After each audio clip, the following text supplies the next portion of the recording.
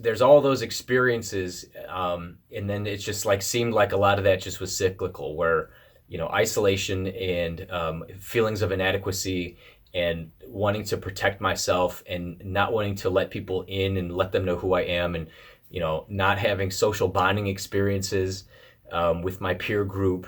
Who I don't even know who I am.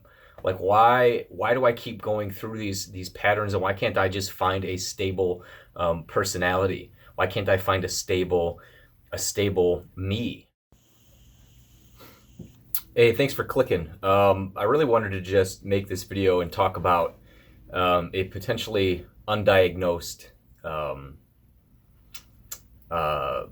mental disease or illness that I have, that I know that I've been aware of my entire life, but that I've never actually sought treatment for.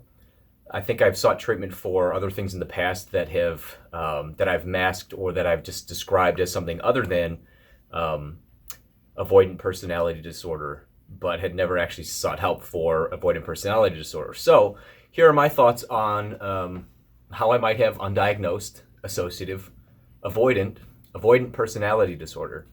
So one big tell right now is that I'm currently unemployed, and that's for several different reasons, not just for the fact that I wanted to start my own video production business, but that my history with my jobs has always been, I've always been uneasy and uncomfortable in the workplace.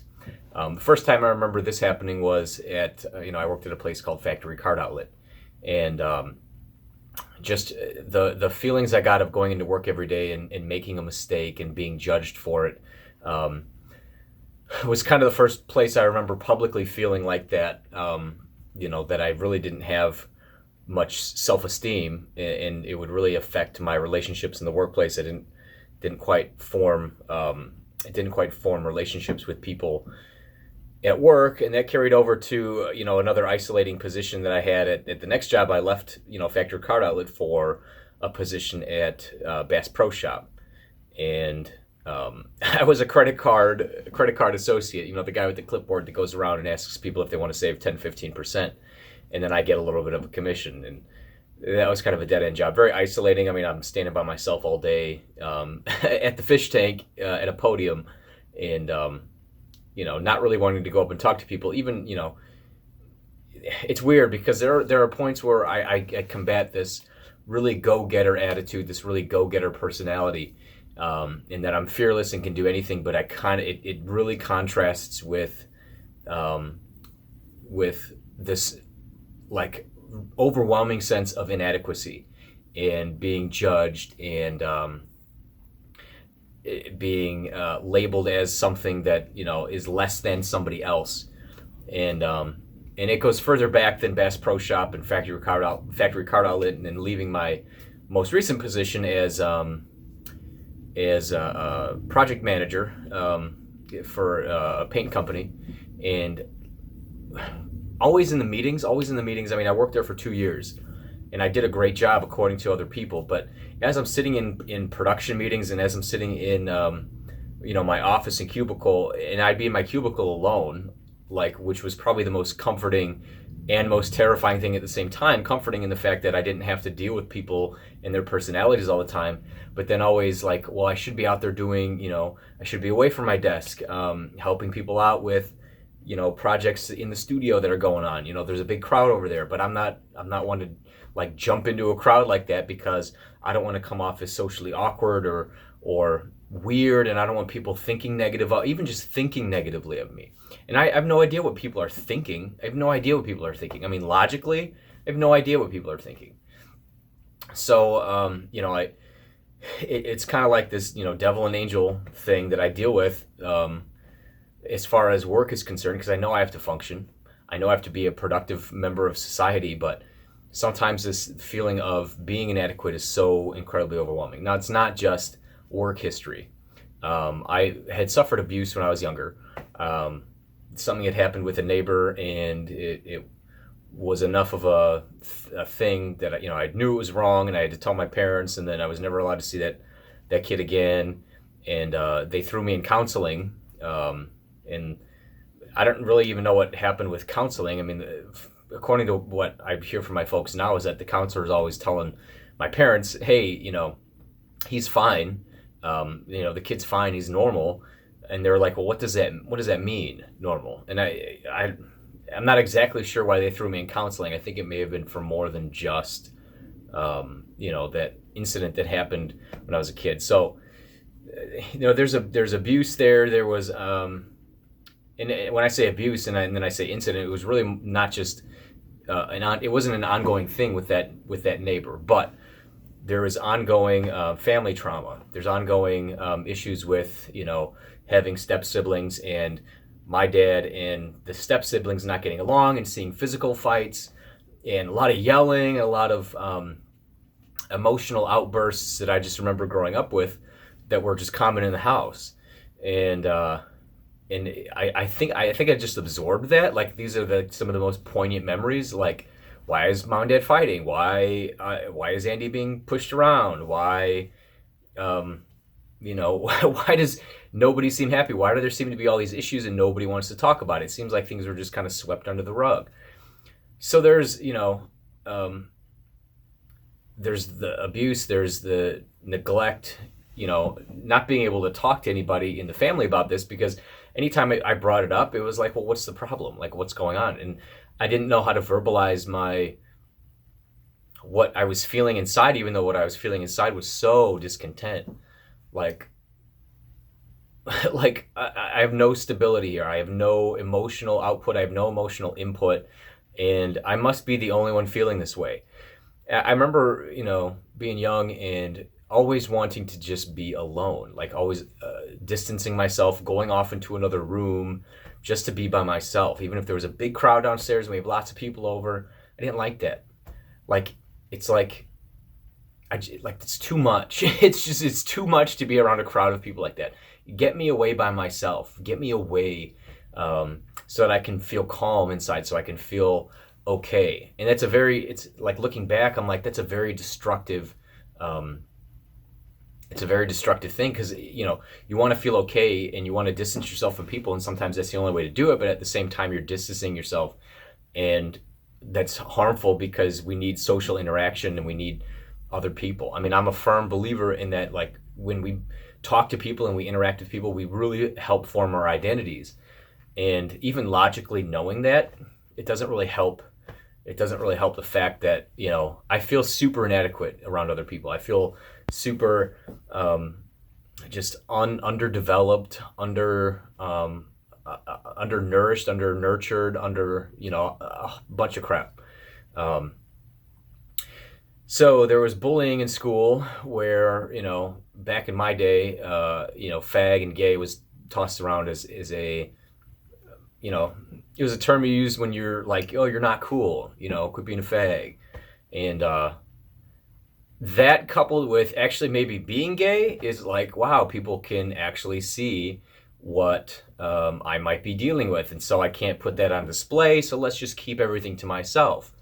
And it's a very, hold on. Yeah. All right. So, I mean, it's just this, like, this cycle of bullying at home, and then bullying from siblings. Like, my oldest sibling would do the same thing that the kids at school were doing: fag, gay, uncool, like. And so I'd get it at school and I'd get it at home. And having a dad who's kind of emotionally unavailable. I mean, we really didn't click or bond. I didn't bond with my peers. I didn't bond with my folks and my dad. I didn't bond with my brothers. It's just this feeling of being so distant and alone and different. And it just kind of like stuck with. And from like grade school, grades, I don't know, pre-K to grade school to middle school to junior high to high school. When high school came, it was we went to a Catholic school in grade school, and then we went to a public school for high school. And I mean, that's, you're starting over. Like, nobody I knew from my grade school went to my high school. I mean, not that I had a lot of friends anyway, but it would have been nice if some people came over from grade school, but Most of them went off to Catholic school, which was a lot more expensive, and then I ended up going to the high school in my area, which was a lot cheaper than the Catholic school, and it was kind of first taste of public schooling and public, secular school. Not that we were super well, no, we were very Catholic, very church every Sunday type, So there's all those experiences, and then it just seemed like a lot of that just was cyclical, where isolation and feelings of inadequacy and wanting to protect myself and not wanting to let people in and let them know who I am, and not having social bonding experiences with my peer group, and then always going out with girls and then not really being interested in them, and then kind of rejecting them and seeing them get hurt. And then it's like, well, I can't keep doing that to girls, and I can't, I don't even know who I am. Like, why do I keep going through these patterns, and why can't I just find a stable personality? Why can't I find a stable me? And so now, I mean, where I'm at right now is, I quit my job in February.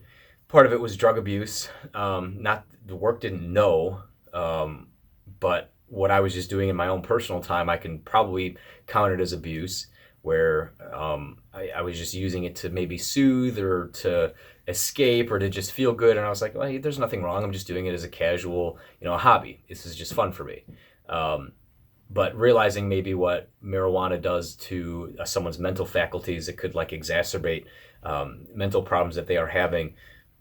I can kind of see, okay, maybe leaving work was a cause, or a drug use led me to quit work so that I could, under the excuse of starting my own business. Now I'm full, let's be an entrepreneur. Let's, because I've always had entrepreneurial tendencies, creative tendencies. I love to create. I love video production. I love media production. I love sound, music remixing. These are all things that I can do by myself. These are all skills and all things that I've learned to do on my own. And so isolating myself was kind of an advantage in that sense, where I was able to just I can take a computer program and learn it and understand it and do some cool creative stuff with it. And so, I have a history of working in media production, working as a programmer, database programming, working in film, and then just doing that stuff still as my hobby. And that's one blessing, or one thing I'm grateful for, that came out of being able to, just isolate myself and focus on a task, which is nice. But, as I progress into adulthood, I'm 31.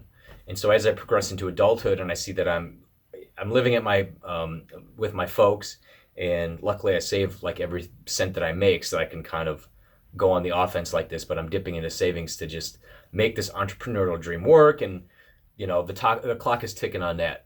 And I really want to make that work.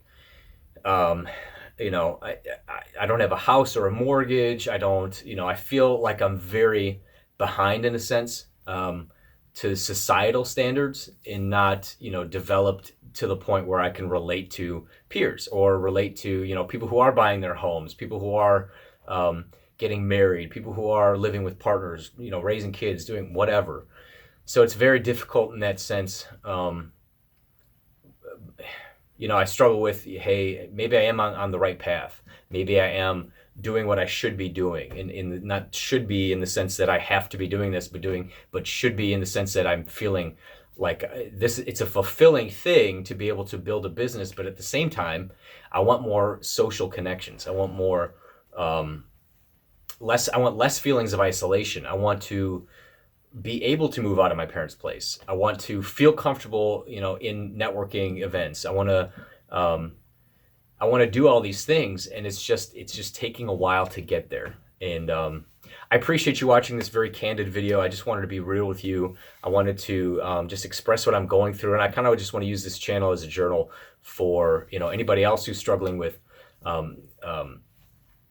this disorder. This is self-diagnosed for me. I haven't gone out to a mental health professional to diagnose myself with, or to let them diagnose me with this. I've just diagnosed myself with avoidant personality disorder. And I've over the years looked things up like, social anxiety, avoidant personality, bipolar, borderline personality. And growing up hearing that, these things are kind of in your head, and it made me avoid seeking treatment because I'm like, well, I can just fix this on my own. Arrogance, perhaps, not knowing better, perhaps, but it's just, I need to relate to people, and I need this interaction. And I don't mind being bold with you. Like, I don't mind sharing this on YouTube because I know that there's other people out there who are going through this. I just watched a few videos of people who are struggling with this disorder, and it's like, be bold, be courageous, and just share, because there are other people out there like you who are going through this. And I don't know if YouTube censors this stuff or takes this stuff down, or what their criteria is or whatever, blah blah blah. But just to be able to talk and to share and to have this conversation with you, please comment below if anything's ringing a bell with you or resonating with you, or if you have any advice for me, or anything at all. I mean, just please, I want to start a dialogue with you, and I want to talk through this, and I want to, if we need help, let's get help. If we can connect with each other, let's connect with each other. There's value in being with other people and communicating with other people, and I hope that's what this video does. So thanks for checking this out. More to come, and I'm going to Poland for like 11 days starting tomorrow. I'm flying out on Saturday the 24th, I think it is. So I'm excited. Me and my sister are going. It's going to be a fun trip, and that's it. So thanks for watching. I'll talk to you soon.